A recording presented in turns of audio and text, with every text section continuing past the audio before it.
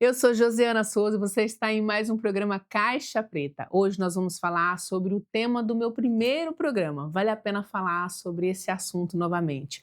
É um tema que desperta curiosidade, fascínio, controvérsias e muitas pessoas até medo. O assunto é ayahuasca. Talvez essa tenha sido a experiência mais profunda da sua vida. Talvez tenha escutado histórias assustadoras, exageradas ou cheias de mistério. Talvez associe esse tema a algo perigoso, ilegal ou completamente fora da sua realidade, ou talvez você nunca tenha ouvido falar sobre isso e esteja conhecendo agora. Independente de qual seja o seu ponto de partida, eu quero deixar algo muito claro desde o início desse programa. A proposta aqui não é convencer ninguém a conhecer a ayahuasca, não é fazer apologia, não é romantizar a experiência, não é incentivar o consumo. A proposta é informar. É explicar com responsabilidade. Eu sou cientista, sou terapeuta e minha intenção é trazer clareza científica, histórica e humana para um assunto que foi envolto em muito tabu. Também sou hipnoterapeuta e quero fazer um paralelo com essa técnica. Durante décadas, a hipnose passou por esse mesmo processo. Foi vista como algo místico, perigoso, manipulador. Hoje, a hipnose é reconhecida como uma ferramenta terapêutica estudada por universidades, utilizadas em hospitais, clínicas e consultórios. Com a ayahuasca acontece algo semelhante. Quando falta informação, o medo cresce. Quando existe conhecimento, o medo diminui. A ayahuasca é uma bebida de origem indígena dos povos da Amazônia, brasileira, peruana, colombiana e equatoriana, há milhares de anos. Durante séculos, esse conhecimento permaneceu restrito à floresta e aos povos que ali viviam. Isso começa a mudar no final do século XIX, no início do século XX, durante o ciclo da borracha. No auge da exploração da borracha na Amazônia, milhares de nordestinos migraram para a região amazônica em busca de trabalho nos seringais. Eram homens simples, muitos deles analfabetos, profundamente religiosos, vindo principalmente do Maranhão, do Ceará, da Bahia.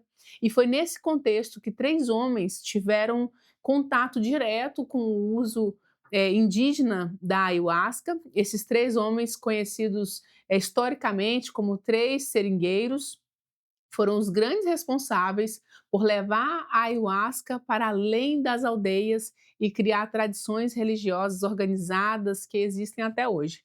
Esses três nomes são fundamentais para entender a expansão da ayahuasca no Brasil e no mundo. O primeiro deles foi o Raimundo Irineu Serra, conhecido como Mestre Irineu, maranhense, negro, filho de ex-escravizados. Ele chegou ao Acre para trabalhar como seringueiro e teve contato com a ayahuasca por meio dos povos originários da região, da fronteira ali com o Peru. Segundo os relatos históricos, Mestre Irineu viveu experiências profundas com a bebida, nas quais dizia receber orientações espirituais. A partir dessas vivências, ele estruturou uma doutrina religiosa cristã que ficou conhecida como Santo Daime. O Santo Daime combina elementos do catolicismo popular, do espiritismo, de tradições indígenas e símbolos cristãos. Os rituais incluem hinos, orações, disciplinas, uniforme e uma forte ênfase em valores como amor, verdade, justiça e responsabilidade. Mestre Irineu não via a ayahuasca como algo recreativo, mas como um sacramento, um instrumento de elevação espiritual e cura moral.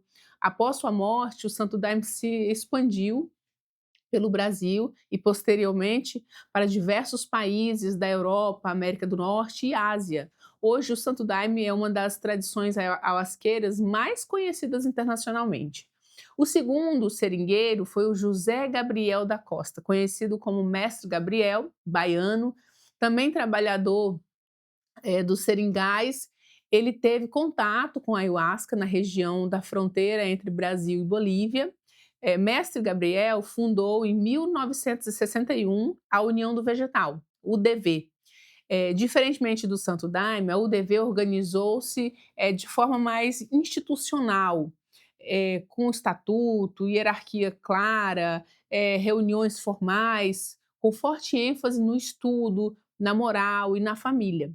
Na União do Vegetal, a ayahuasca é chamada de vegetal e é utilizada em sessões que incluem ensinamentos, perguntas, reflexões e orientações éticas. A proposta sempre foi o desenvolvimento moral, espiritual e humano do indivíduo. A UDV teve um papel fundamental no reconhecimento legal do uso religioso da ayahuasca no Brasil e em outros países, incluindo decisões favoráveis em tribunais brasileiros e até na Suprema Corte dos Estados Unidos. O terceiro nome fundamental é o Daniel Pereira de Matos, também maranhense, ex-marinheiro e seringueiro. Ele foi discípulo do mestre Irineu e, a partir de suas próprias experiências espirituais, fundou a tradição conhecida como Barquinha. A Barquinha incorpora fortemente elementos do cristianismo, do espiritismo kardecista e da simbologia naval.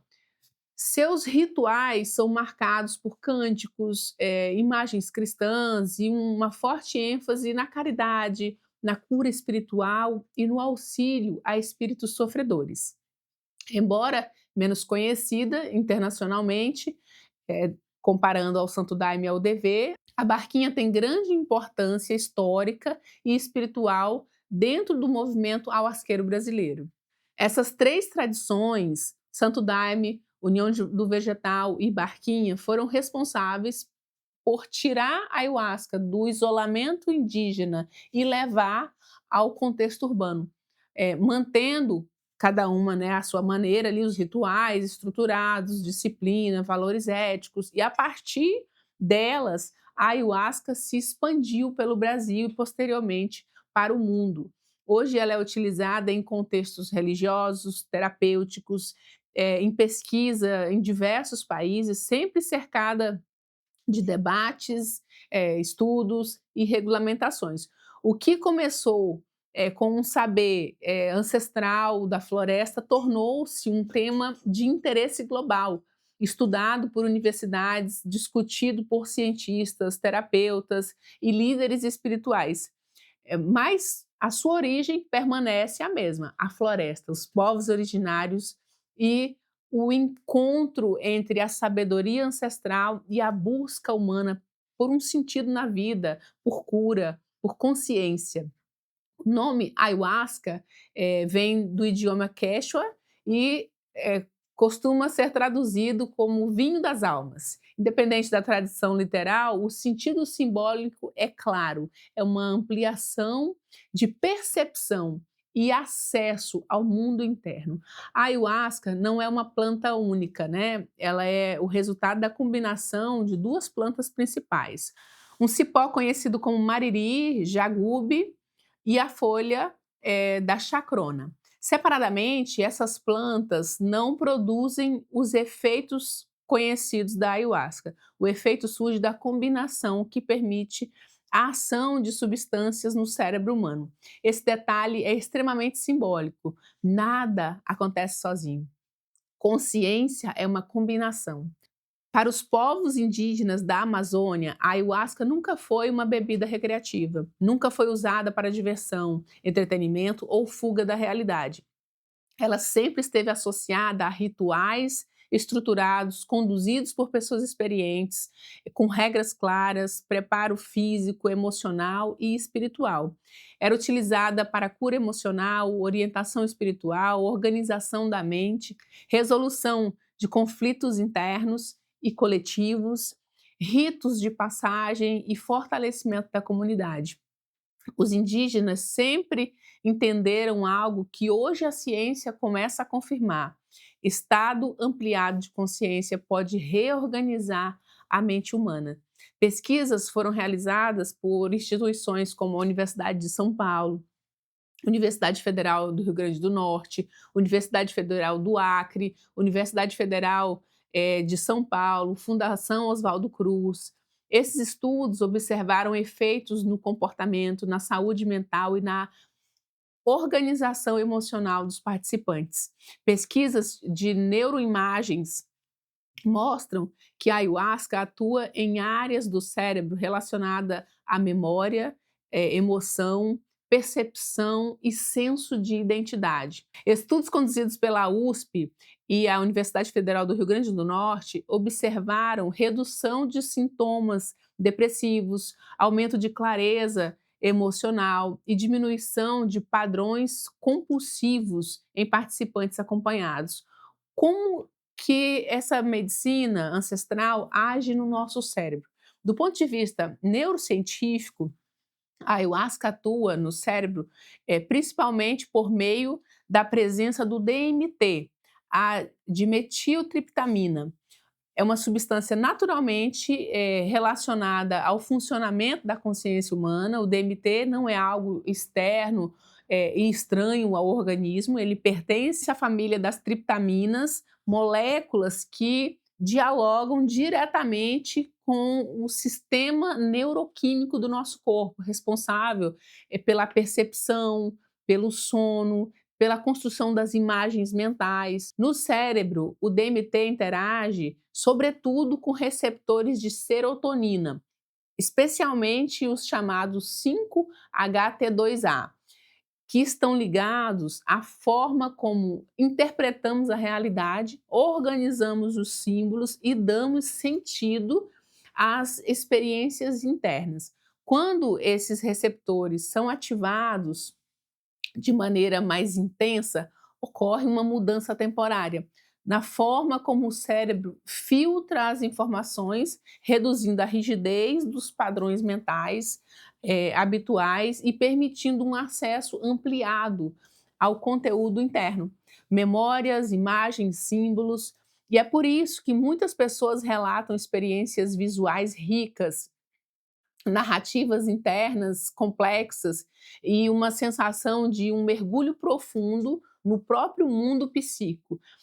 Essa atuação do DMT no cérebro guarda correlação interessante com o que acontece durante os sonhos, especialmente na fase REM do sono. Durante o sonho, o cérebro também reduz o controle racional do córtex pré-frontal, a área responsável pela lógica, pela crítica, pela noção linear do tempo, enquanto aumenta a atividade de regiões ligadas à imaginação, à emoção e a memórias.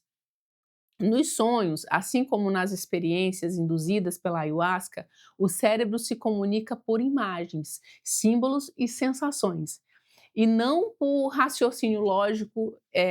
A sensação de estar vivendo algo extremamente real, mesmo que fora dos padrões de vigília, é uma característica muito comum aos dois estados, né? Tanto do sono, dormindo ali, sonhando, quanto quando você está numa experiência dessas. Em ambos, o cérebro constrói narrativas internas a partir de conteúdos emocionais profundos, muitas vezes ligados à história pessoal, a conflito não resolvido, a desejos inconscientes. Outra semelhança importante entre o estado onírico e o estado induzido pelo DMT é a suspensão temporária da noção habitual do tempo. Assim como nos sonhos, onde minutos podem parecer horas ou anos, sob o efeito da ayahuasca, a percepção temporal se torna elástica. Isso acontece porque o cérebro deixa de usar seus marcadores externos, né, de relógio, e passa a funcionar a partir de uma lógica interna, mais associativa do que sequencial. A neurociência interpreta isso como uma reorganização momentânea da comunicação entre áreas cerebrais, criando um estado de consciência no qual o simbólico ganha prioridade sobre o racional. É importante ressaltar que, tanto nos sonhos quanto na experiência com a ayahuasca, o cérebro não está inventando informações aleatórias, ele está reorganizando conteúdos que já existem na memória, no corpo emocional e na história do indivíduo. A diferença é que, nesse estado, esses conteúdos emergem sem filtro, sem aquela defesa que a gente tem quando está consciente, quando está acordado, o que pode gerar insights, compreensões emocionais e sensação de clareza. Por isso, muitos pesquisadores descrevem a ayahuasca como um estado de consciência semelhante a um sonho lúcido intenso, no qual o cérebro permanece acordado enquanto acessa camadas profundas da experiência psíquica.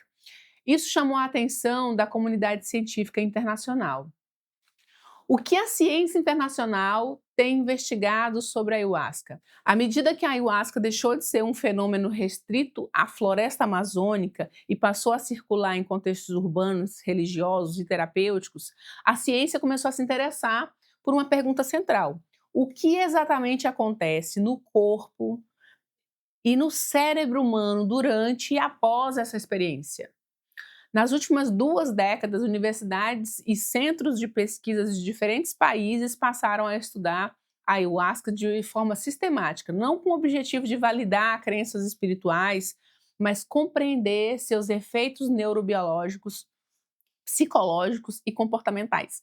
Entre os principais centros internacionais que se dedicam a estudar está a Universidade Autônoma de Barcelona, além de instituições no Reino Unido, Estados Unidos, Holanda e Canadá.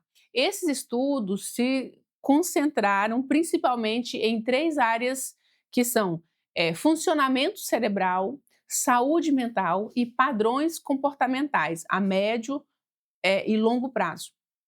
Um dos focos iniciais foi entender como a ayahuasca atua no cérebro. Pesquisas com exames de neuroimagens mostram alterações temporais em regiões associadas à autoconsciência, memórias emocionais e regulação do comportamento.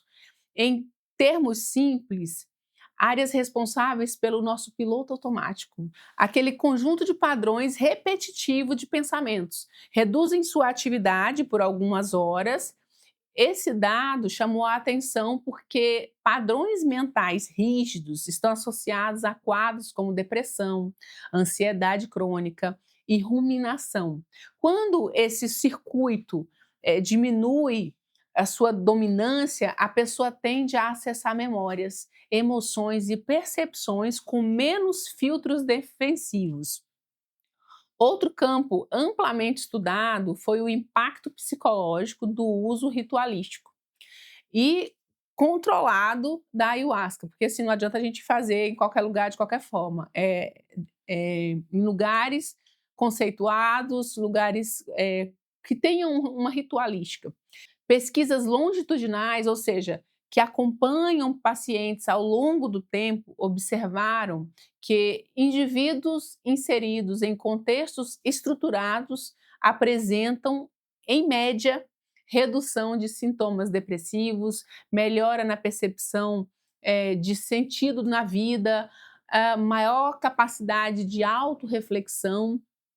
É importante destacar que esses resultados não indicam uma cura automática. O que os pesquisadores observaram foi um aumento da abertura emocional e cognitiva, o que facilita processos, né? Que processos? Processos terapêuticos posteriores. Em outras palavras, a experiência parece funcionar como um catalisador, não como uma solução isolada. Não é mágica, gente. Mágica não existe. Então você passa por um ritual desse e depois você precisa continuar a sua terapia para que você entenda o que aconteceu, o que você viu. Um dado interessante apontado por estudos europeus é que participantes frequentemente relatam maior clareza sobre padrões comportamentais repetitivos, especialmente ligados a relacionamentos, escolhas de vida e autoimagem. A ciência interpreta isso como um aumento temporário da plasticidade mental, conceito conhecido como neuroplasticidade, que é a capacidade do cérebro de reorganizar as suas conexões. Outro ponto analisado foi o impacto comportamental. Pesquisas com membros de tradições alasqueiras mostram índices mais baixos de abuso de álcool e outras substâncias quando comparado a outros grupos de controle. A interpretação científica para esse fenômeno não está ligado à substância em si, mas ao contexto ritualístico, né? Ao pertencimento comunitário e ao processo reflexivo que a experiência desperta. Em países como o Canadá e a Holanda, pesquisadores também analisaram relatos subjetivos dos participantes. Muitos descreveram a vivência como um encontro intenso com conteúdos emocionais reprimidos, memórias antigas e conflitos não elaborados. A ciência entende esses relatos como uma ativação profunda do sistema límbico, a área ligada às emoções e à memória afetiva. Esse tipo de ativação é comparado, em alguns estudos, ao estado ampliado de consciência, observados em práticas como meditação profunda, hipnose clínica. A semelhança está no acesso facilitado ao conteúdo interno e na redução temporária do controle racional excessivo. Nós queremos controlar tudo, né? A gente quer controlar o que passa pela nossa mente, enfim, tudo. E falando um pouquinho até da minha experiência, essa foi a primeira lição que eu aprendi. Na verdade, a gente não controla nada. Então, eh, essa experiência traz para a gente essa clareza. A diferença está na intensidade e na duração da experiência. Atualmente, a comunidade científica internacional adota uma postura cautelosa e investigativa. Não há consenso de que a ayahuasca seja um tratamento médico formal, mas há um reconhecimento crescente do seu potencial como uma ferramenta de investigação da consciência e como apoio complementar em processos terapêuticos, quando usada com critério. Os próprios pesquisadores reforçam que os resultados positivos observados estão fortemente ligados a três fatores: contexto seguro, condução experiente e integração posterior à experiência. Ou seja, o que você viu ali, você precisa levar para um contexto terapêutico, para que você consiga elaborar, para que você consiga, de fato, resolver essas questões. Sem esses elementos, os efeitos tendem a ser confusos ou até prejudiciais. Assim, a ciência não romantiza nem demoniza a ayahuasca. Ela observa, mede, compara e contextualiza. O que os estudos internacionais indicam até agora é que estamos diante de uma experiência complexa, que atua não apenas no cérebro, mas na forma como o indivíduo percebe a si mesmo, a sua história e as suas escolhas. Aqui é importante fazer um paralelo muito claro com a hipnose. Hipnose não é sono, hipnose não é perda de controle, hipnose não é alguém mandando na sua mente, hipnose é foco profundo, é atenção dirigida, é quando a mente sai do piloto automático e acessa conteúdos internos. Na ayahuasca, algo semelhante acontece. A pessoa não perde a consciência, ela amplia a consciência. Ela continua sabendo quem é, aonde está, o que está acontecendo. O que muda é o acesso às memórias, emoções e significados. Vou trazer aqui a história de 2 pacientes meu, para ilustrar, não vou identificar nome, mas para ilustrar como que acontece, né.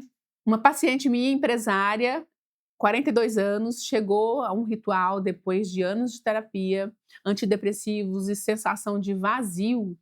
Ela não buscava ali um milagre, ela buscava clareza. Durante a experiência, ela relatou acessar memórias de infância que nunca havia sido verbalizada, não como um trauma revivido, mas como uma compreensão. Ela viu aquela cena, ela elaborou aquela cena, depois disso voltou para a terapia com mais material consciente para que a gente pudesse trabalhar. Isso é muito parecido com o que acontece, nos processos de hipnose, né. Outro paciente de 50 anos, durante a experiência, ele voltou para o útero da mãe. E ali ele pôde perceber comportamentos hoje que estavam diretamente ligados àquela vivência intrauterina. Esse mesmo paciente, pôde entender a relevância dos sonhos que ele abandonou, de situações lá na adolescência que ele deixou para trás e o quanto isso até hoje impacta a vida dele. A terapia, com essas informações, pode ser muito mais efetiva. Muitas pessoas buscam a ayahuasca em momentos de crise existencial, outras buscam após um luto, um término, um esgotamento emocional, algumas relatam, que foram buscar autoconhecimento, outras reorganização emocional. Ela não substitui a terapia, ela não, substitui o acompanhamento psicológico, ela pode, em alguns contextos, atuar como um catalisador desses processos. Pesquisas como, com o doutor Braulio Barros de Araújo, da Universidade Federal do Rio Grande do Norte, torna-se referência internacional, no estudo dos efeitos da ayahuasca no cérebro, isso é muito interessante. No cenário internacional, nomes como Stanislaw Grof, psiquiatra e pesquisador dos estados ampliados da consciência, defendem, há décadas, em estudos sérios, essas experiências. No Brasil, médicos, psicólogos e antropólogos defendem o uso responsável e também o estudo, né. Eu quero que você tenha clareza de outro ponto, que a ayahuasca não é para todo mundo. Algumas pessoas e alguns quadros, psicológicos não podem fazer uso. Pessoas com histórico de transtorno psiquiátricos, esquizofrenia, dependendo do grau da bipolaridade, não podem passar por essa experiência. A triagem é essencial, o acompanhamento é essencial. A pessoa perde o controle? Não. Ela fica dependente? Os estudos mostram que não. Ela enlouquece? Não. Existem muitos caminhos para o autoconhecimento: terapia, hipnose, meditação, constelação, espiritualidade. O método não é importante. O que é importante é a consciência. Talvez o maior ensinamento desse tema seja simples: existe um universo inteiro dentro de nós. Ferramentas diferentes acessam esse universo de formas diferentes.